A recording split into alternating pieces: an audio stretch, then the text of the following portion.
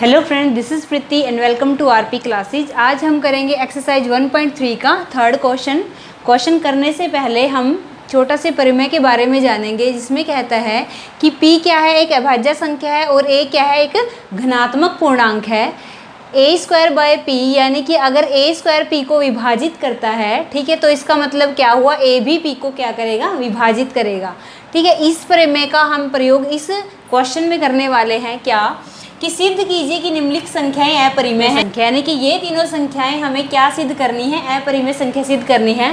सबसे पहले हम इसका फर्स्ट पार्ट करेंगे, क्या 1/√2 को हम क्या सिद्ध करना है, एक अपरिमेय संख्या सिद्ध करनी है। ठीक है, अपरिमेय संख्या सिद्ध करनी है तो हम इसका उल्टा लेके चलते हैं कि 1/√2 एक परिमेय संख्या है। यानी कि इस टाइप के क्वेश्चन करने के लिए हम इनका उल्टा लेके चलते हैं, बोलते हैं ये क्या कि अपरिमेय करना है सिद्ध, लेकिन हम क्या लेके चलते हैं कि ये संख्या क्या है, परिमेय संख्या है। ठीक है, हम लिखेंगे कि माना 1/√2 एक परिमेय संख्या है। ठीक है, ये क्या मान ली हमने, एक परिमेय संख्या है। अगर ये परिमेय संख्या है तो हम इसको लिख सकते हैं कि 1/√2 बराबर किसके होगी, a/b के, क्योंकि परिमेय संख्या को हम इस फॉर्म में भी लिखते हैं। ठीक है, जहाँ पर लिखेंगे हम कि जहाँ a और b सह अभाज्य, जहाँ a और b सह अभाज्य पूर्णांक है और b नहीं है किसके इक्वल, 0 के। ठीक है, b नहीं है किसके इक्वल, 0 के इक्वल। b को 0 के इक्वल अगर हमने रखते हैं तो क्या आता है, a/, तो ये क्या हो जाएगी, अनंत हो जाएगी। इसलिए b को हम रखते हैं कि b नहीं है किसके इक्वल, 0 के इक्वल। और a और b क्या है, सह अभाज्य पूर्णांक है। सह अभाज्य पूर्णांक का मतलब है कि a और b के अगर हम गुणनखंड करते हैं तो इन दोनों में से हमारे पास कोई भी कॉमन गुणनखंड नहीं आता सिवाय एक को छोड़ के, यानी कि इन दोनों का HCF हमारे पास क्या आएगा, 1 आएगा। ठीक है, इसलिए हम लिखते हैं इनको कि a और b क्या है, आपस में सह अभाज्य गुणनखंड है। अब इनकी हम आपस में आर पार गुणा करेंगे तो क्या आएगा, b को करेंगे 1 से क्या आएगा, b आएगा, √2 को करेंगे a से क्या आएगा, √2a। ठीक है, इसका हम करेंगे वर्ग, दोनों तरफ वर्ग करने पर लिखेंगे कि दोनों तरफ वर्ग करने पर, जब हमने दोनों तरफ वर्ग किया तो हमारा क्या आया, b² = √2 को 2 बार गुणा करते हैं तो क्या आता है, 2 आता है। ठीक है, इसका मतलब 2 आया यहाँ पे और a का क्या आया, a² बना। ठीक है, ये आया हमारा, इसको रखेंगे हम इक्वेशन नंबर 1। ठीक, अब इस 2 को हम इस साइड लेके आए, b² / 2 = a²। हमारा आया ये, हम देखेंगे कि b² क्या है, 2 को विभाजित करता है। वहाँ हमने क्या देखा था कि अगर a² p को विभाजित करता है तो a भी क्या करेगा, p को विभाजित करेगा। अगर b² 2 को विभाजित करता है तो इसका मतलब क्या हुआ, b भी 2 को विभाजित करेगा। लिखेंगे हम कि b² 2 को विभाजित करता है तो b भी 2 को क्या करेगा, विभाजित करेगा। ठीक है, अगर b, ठीक है, अगर b क्या 2 को विभाजित करेगा तो b की क्या क्या मान आ सकते हैं, 2 को विभाजित करेगा तो इसका मतलब क्या है, b किससे विभाजित हो सकता है, 2 से, 4 से, 6 से, 8 से। ठीक है, इन सब से विभाजित हो सकता है। क्योंकि b क्या है, 2 को विभाजित करता है। यानी ऐसी संख्याएं जो 2 से विभाजित होती हैं, ठीक है, 2 को क्या लिख सकते हैं, 2 × 1 4 को लिख सकते हैं, 2 × 2 6 को लिख सकते हैं, 2 × 3 और 8 को लिख सकते हैं, 2 × 4। यानी 2 सब में क्या है, कॉमन है, लिखेंगे 2 और 1 2 3 4, यानी कि इनकी जगह हम क्या लिखेंगे, c, जहाँ पे c क्या है, 1 2 3 4, यानी कि इस b को हम क्या लिख सकते हैं, 2c। ठीक है, इस b को हम क्या लिख सकते हैं, 2c। अब इस b की वैल्यू हम इस इक्वेशन नंबर 1 में जब हम रखेंगे तो हमारा क्या आएगा, लिखेंगे हम कि b का मान समीकरण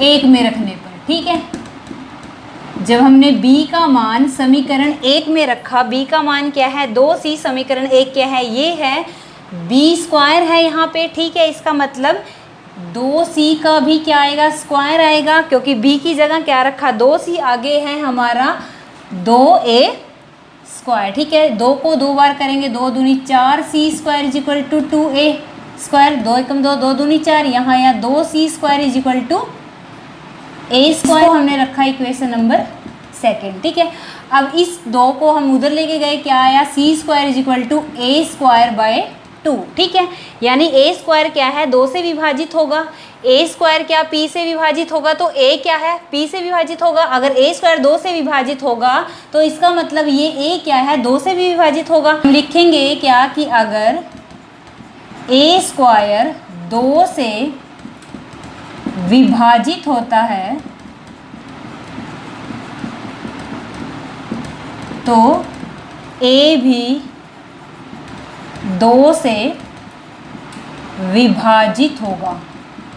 ठीक है, a भी क्या होगा, 2 से विभाजित होगा। इसको हमने कथन क्रमांक दिया b, और जो हमने यहाँ लिखा था कि b भी 2 से विभाजित करेगा, इसको हमने कथन क्रमांक दिया a। ठीक है, a और b को जब हम देखेंगे तो हमें क्या दिखता है कि a भी 2 से विभाजित होगा, यहाँ लिखा है b भी 2 से विभाजित होगा। इसका मतलब a और b दोनों 2 से विभाजित होंगे, मतलब b और a के एक कॉमन गुणनखंड आया क्या, 2। यहाँ हमने कहा था कि a और b सह अभाज्य पूर्णांक है, इन दोनों के आपस में कोई भी कॉमन गुणनखंड नहीं आएगा। और यहाँ हम कह रहे हैं कि ये जो 2 है ये a से भी विभाजित करता है, b से भी, इसका मतलब ये क्या है, कॉमन गुणनखंड आया। यानी हमारी कल्पना क्या हुई, गलत सिद्ध हुई। हमने कल्पना की थी क्या कि 1/2 क्या है, एक परिमेय संख्या है, तो हम लिखेंगे कि हमारी कल्पना क्या हुई, गलत सिद्ध हुई। 1/2 एक परिमेय संख्या ना होके क्या हुई, एक अपरिमेय संख्या हुई। इसको हम लिखेंगे कैसे, समीकरण a और b से। ठीक है, समीकरण a और b से क्या मिला हमें, 2a और b का उभयनिष्ठ गुणनखंड है, उभयनिष्ठ यानी कॉमन गुणनखंड है। ठीक है, 2a और b का उभयनिष्ठ गुणनखंड है। अगर 2a और b का उभयनिष्ठ गुणनखंड है, इसका मतलब ये a और b क्या है, सह अभाज्य पूर्णांक नहीं है। मतलब क्या हुआ, ये a और b क्या है, परिमेय नहीं है। a और b किसके इक्वल है, 1/√2। इसका मतलब क्या हुआ कि 1/√2 भी क्या है, एक परिमेय संख्या नहीं हुई। लिखेंगे हम इसलिए 1/√2 भी एक परिमेय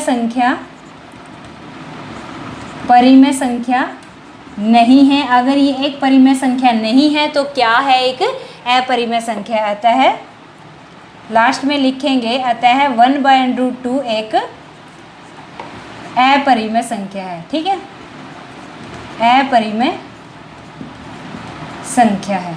क्या था क्वेश्चन में, हमें प्रूव करना था कि 1/√2 एक अपरिमेय संख्या है। उल्टा लेके चले कि 1/√2 एक परिमेय संख्या है। अगर 1/√2 एक परिमेय संख्या है तो परिमेय संख्या के अनुसार इसको हम लिख सकते हैं एक a/b, यानी कि 1/√2 को हमने लिखा a/b और डेफिनेशन लिख दी हमने किसकी, परिमेय संख्या की, कि क्या कि जहाँ पे a और b क्या है, सह अभाज्य पूर्णांक है और b नहीं है किसके इक्वल, 0 के इक्वल। ठीक है, b क्या है, आर पार की जब हमने गुणा की, b को 1 से किया, √2 को a से किया और दोनों तरफ जब हमने वर्ग किया, b स्क्वायर इक्वल टू √2 को 2 बार करेंगे, क्या आएगा, 2 आएगा।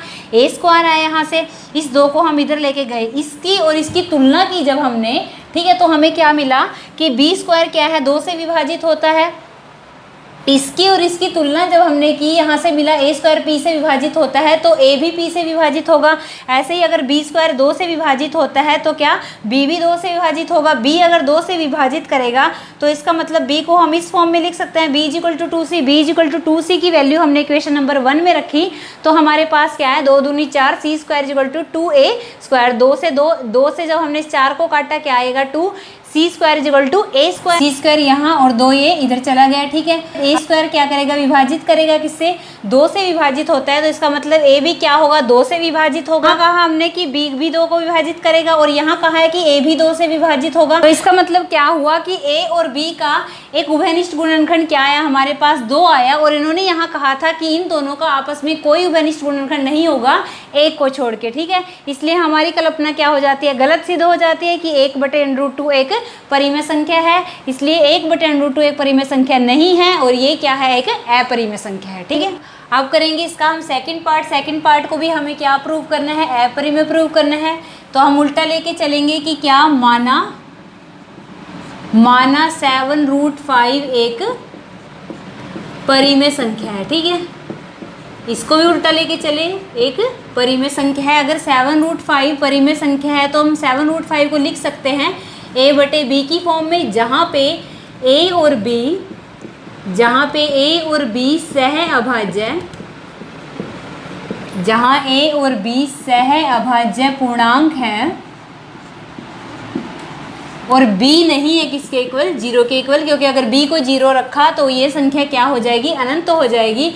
a और b सह अभाज्य पूर्णांक हैं, यानी कि a और b का आपस में कॉमन गुणनखंड क्या है, वो सिर्फ 1 आएगा, यानी HCF a और b का क्या आएगा, 1 आएगा, ठीक है। 1√5 को इस साइड रखा और 7 को इस साइड लेके आए, क्या आया, 1a/7b, ठीक है। अब हमें पता है a और b क्या है, a और b हमारे 2 पूर्णांक हैं, इसका मतलब a/7b क्या हुआ, एक परिमेय संख्या हुई। अगर ये परिमेय संख्या है तो ये बराबर किसके है, √5 के, ठीक है। अगर ये परिमेय है तो इसका मतलब √5 भी क्या हुआ, परिमेय हुआ। लेकिन क्या है, हमें पता है क्वेश्चन नंबर 1 में हमने किया था कि √5 क्या है, एक अपरिमेय संख्या है। इसलिए जो हमारी कल्पना है वो क्या, गलत सिद्ध हो जाएगी कि 7√5 एक परिमेय संख्या। हम लिखेंगे कि a और b पूर्णांक हैं, इसलिए a और b क्या है, पूर्णांक हैं, इसलिए a/7b क्या है, एक परिमेय संख्या है, ठीक है। a/7b परिमेय संख्या है, ये बराबर किसके है, इसलिए √5 के बराबर है। √5 भी एक क्या होगी, परिमेय संख्या होगी, ठीक है। √5 भी क्या होगी, एक परिमेय संख्या होगी। √5 भी एक परिमेय संख्या होगी। लेकिन क्या है, हमें पता है कि √5 क्या है, एक अपरिमेय संख्या है। हम लिखेंगे कि जो कि असत्य है,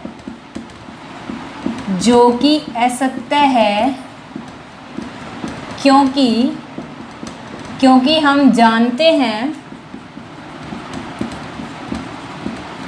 कि √5 एक अपरिमेय संख्या है, ठीक है।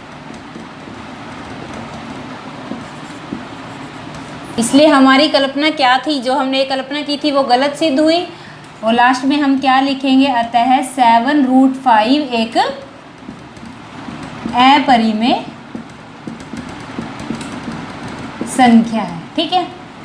लेके क्या चले थे इसको, 7√5 एक परिमेय संख्या, और हमने सिद्ध क्या किया कि 7√5 एक अपरिमेय संख्या है, ठीक है। लास्ट पार्ट है हमारे पास 6 + √2, ठीक है। इसको भी हमें क्या सिद्ध करना है, अपरिमेय सिद्ध करना है। उल्टा लेके चलेंगे क्या कि 6 + √2 एक परिमेय संख्या है, ठीक है। अगर ये एक परिमेय संख्या है तो हम इसको लिख सकते हैं 6 + √2 बराबर है किसके, a/b, क्योंकि परिमेय संख्या में हम ऐसे ही लिख सकते हैं a/b की फॉर्म में, जहाँ पे जो a और b हैं, a और b सह अभाज्य, ये सब जगह लिखना है, ठीक है, सह अभाज्य पूर्णांक हैं, और b नहीं है किसके इक्वल, 0 के इक्वल। b 0 के इक्वल नहीं है, क्यों, क्योंकि अगर b को 0 के इक्वल रखा तो ये क्या हो जाएगी, अनंत हो जाएगी वैल्यू। एक a/0 करेंगे तो क्या होगा, अनंत होगा। और a और b सह अभाज्य पूर्णांक है। सह अभाज्य पूर्णांक का मतलब क्या है, इन दोनों के आपस में जब हम क्या करेंगे, अभाज्य गुणनखंड करते हैं तो उनमें से कोई भी कॉमन गुणनखंड नहीं आएगा, इसलिए इनको क्या कहेंगे, सह अभाज्य पूर्णांक, ठीक है। अब क्या करेंगे, √2 को इस साइड रखा, 6 को हम इस साइड लेके आए, √2 यही रखा और 6 को हम इधर लेके आए, a/b। इधर क्या था, प्लस में था, इधर आके क्या होगा, माइनस में होगा, -6/1। ठीक है, √2 बराबर, इसका लेंगे हम एलसीएम b, a माइनस यहाँ क्या आएगा 6b। a और b हमारे पास क्या है, पूर्णांक हैं, इसलिए ये सारी संख्या क्या होगी, परिमेय संख्या होगी। लिखेंगे हम कि यहाँ a और b दोनों क्या हैं, दोनों पूर्णांक हैं, इसलिए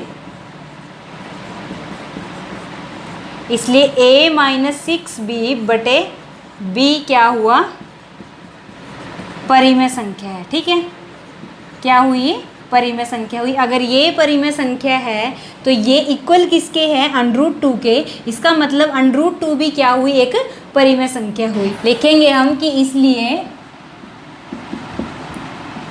√2 भी एक परिमेय संख्या होगी।